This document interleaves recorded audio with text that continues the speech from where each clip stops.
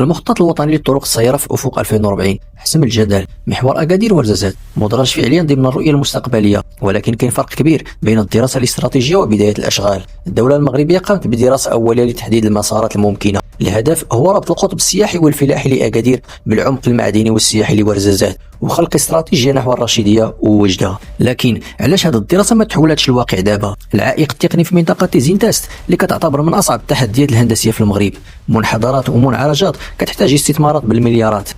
قانونيا الاستثمار العمومي كيخضع لمبدا النجاعه. الدراسات الحاليه لقات باللي التثنيه ديال لافوا اكسبريس اي الطريق السريع هي الحل الاكثر واقعيه في هذه المرحله لتلبيه حاجيات السير الحاليه. بمعنى اخر، طريق السيار هو مشروع مستقبلي مدرج في التخطيط، ولكن الطريق السريع هو الواقع اللي خاصو يتنفذ دابا باش يفك العجزه في اقرب وقت. في نظركم واش الدوله خاصها تغامر وتصرف ميزانيه ضخمه على الطريق السيار، او لا تثنيه الطريق الحاليه كافيه للمنطقه؟